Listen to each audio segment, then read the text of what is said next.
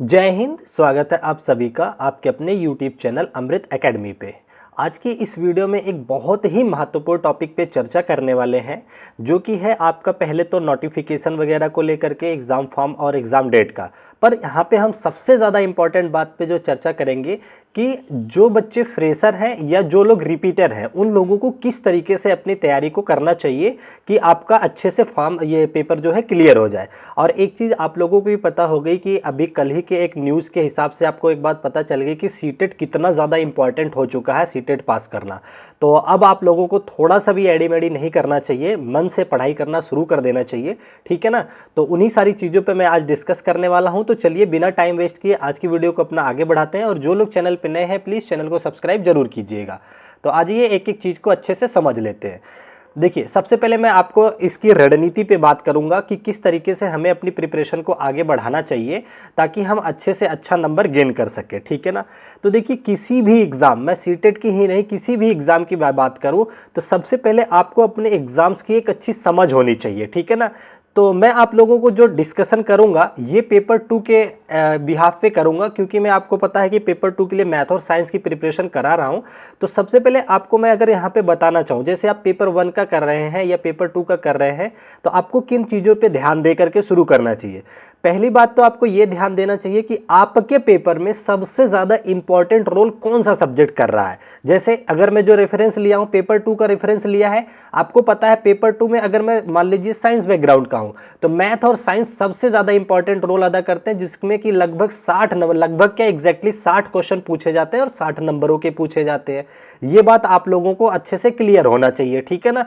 जब आपको ये बात क्लियर है तो अब इस पे काम कैसे करना है आपको। एक चीज़ आपको पता है, 30 उसमें से अगर मैं बात करता हूँ मैथ सब्जेक्ट की, तो मैथ में आपको 30 क्वेश्चन आते हैं, जिसमें से 20 तो न्यूमेरिकल बेस होते हैं और 10 होते हैं जो पेडागॉजी बेस होते हैं, ठीक है ना। और साइंस में आपके 30 क्वेश्चन में 20 न्यूमेरिकल यानी कि कॉन्सेप्चुअल होते हैं और 10 आपके क्या होते हैं, पेडागॉजी बेस्ड होते हैं। तो इसी तरीके से आपको अपने एग्जाम्स में अच्छे से पकड़ बना लेनी है किसमें क्या आ रहा है, ठीक है ना। और देखिए, अगर मैं मैथ बैकग्राउंड के बच्चों की बात करूं तो आपको ना अपने मैथ की कैलकुलेशन पे वर्क करना चाहिए, क्योंकि मैं पिछले कई सालों से पेपर का एनालिसिस करवा रहा हूं। तो वहां पे सबसे ज़्यादा प्रॉब्लम जो आती है कि मैथ के क्वेश्चन जो होते हैं ज़्यादा डिफिकल्ट नहीं होते, लेकिन थोड़ा कैलकुलेटिव होते हैं, ठीक है ना। इतनी बात समझ में आ गया।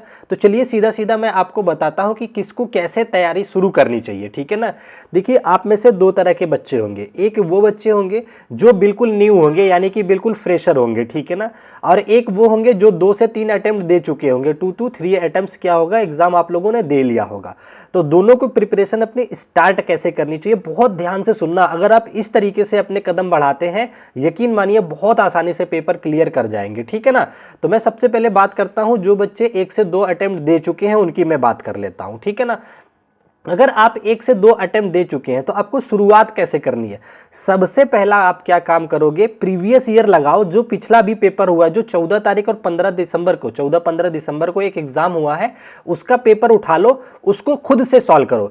और एक पेपर ले लो 7 जुलाई का, ये सबसे ज्यादा लेटेस्ट वाले पेपर है। इन तीनों पेपर को आप एक बार खुद से सॉल्व करो और खुद एनालिसिस करो कि किस पार्ट में आपके कितने नंबर आ रहे हैं। क्यों? क्योंकि आप फ्रेशर नहीं हो, तैयारी करने से पहले आप पहले भी तैयारी कर चुके हैं, ठीक है ना।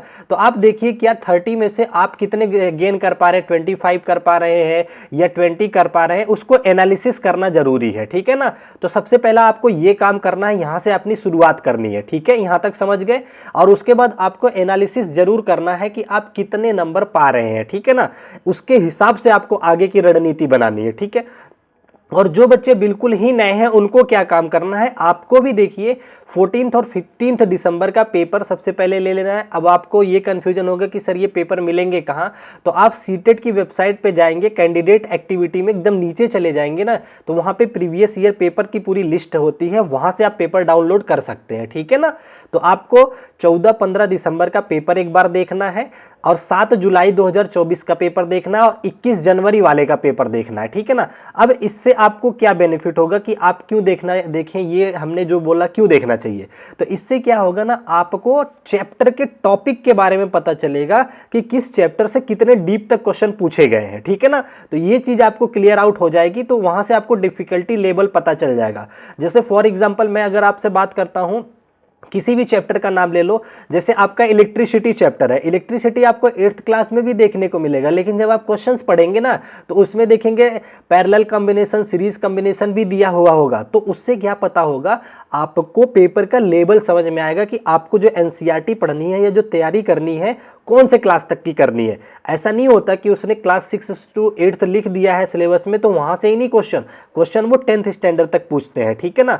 अगर आप लोगों को बिल्कुल कंफ्यूजन लगता है कि सर हमें तो समझ में नहीं आ रहा है हमें कैसे तैयारी करनी चाहिए, तो मैं आप लोगों के लिए मैथ एंड साइंस की क्लासेस डेली यहाँ पे लेता रहता हूँ, ठीक है ना। आप देखेंगे पूरी की पूरी प्लेलिस्ट बनी हुई है जहाँ पे मैं आपको शॉर्ट मेथड भी सिखाता हूँ, ऑप्शन एलिमिनेशन भी सिखाता हूँ, टाइम मैनेजमेंट करना भी सिखाता हूँ कि किस तरीके से एग्जाम में आपको क्वेश्चंस अटेम्प्ट करने हैं, ठीक है ना। तो ये बातें आप लोगों को अच्छे से समझ आ गई होगी। और बाकी जो है आपको क्या करना है, सबसे ज़्यादा जो बिल्कुल नए बच्चे हैं तो उनको मैं एक बार अवेयर करा देना चाहता हूँ। आप अगर बुक्स पढ़ना चाहते हैं तो एनसीईआरटी लाइन टू लाइन पढ़ डालिए। अगर आपको कहीं नहीं मिल रहा है, बाकी सब्जेक्ट तो आप कहीं से ढूंढ सकते हैं, लेकिन आप जो है ना अपना ये मेरे चैनल पे जाएंगे तो एक एनसीईआरटी साइंस की पूरी सीरीज चल रही है, ठीक है ना। उसमें मैं 55 चैप्टर करा रहा हूँ एनसीईआरटी, आप उसे फॉलो अप कर सकते हैं। और साथ ही साथ प्रीवियस ईयर के लिए क्या करेंगे, मैं सीटेट जुलाई 2025 के नाम से जो प्लेलिस्ट बनाया हूं उसमें कॉन्सेप्ट प्लस पीवाईक्यू करा रहा हूं, तो उसको आप लोग देख सकते हैं, ठीक है ना।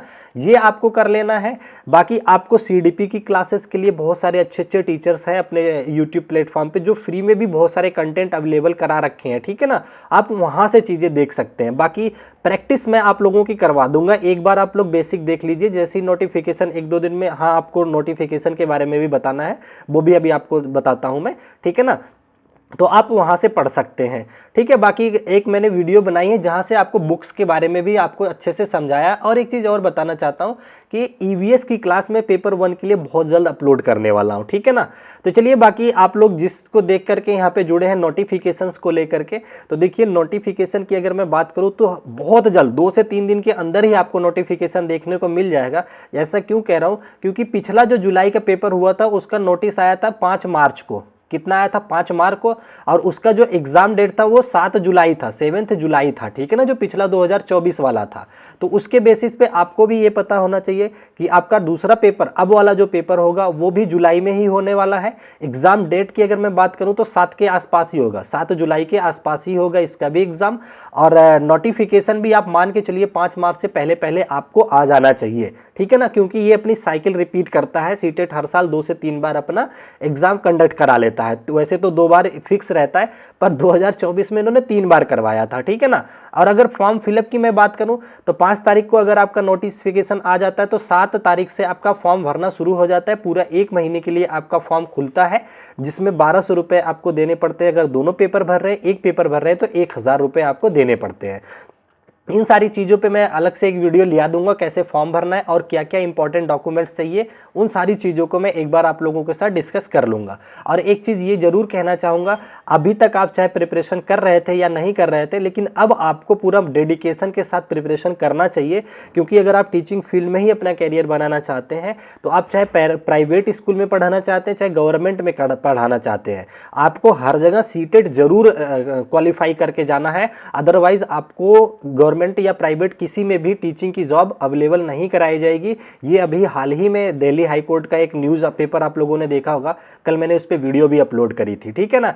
तो आप लोगों को आई होप थोड़ा बहुत हेल्प मिली होगी। बाकी आप लोगों को किस सब्जेक्ट में वो दिक्कत आ रही है, उन सारी चीज़ों को आप डिस्कस कर सकते हैं। जो भी आप लोगों को हेल्प चाहिए मैं जरूर करूँगा, ठीक है ना। तो चलिए, आज की अपनी इस क्लास को यहीं तक रखते हैं, फिर मिलेंगे आप लोगों से नेक्स्ट वीडियो में। तब तक के लिए हंसते मुस्कुराते रहिए, फिर मिलते हैं। Bye bye, take care, thank you so much. Jai Hind, जय भारत।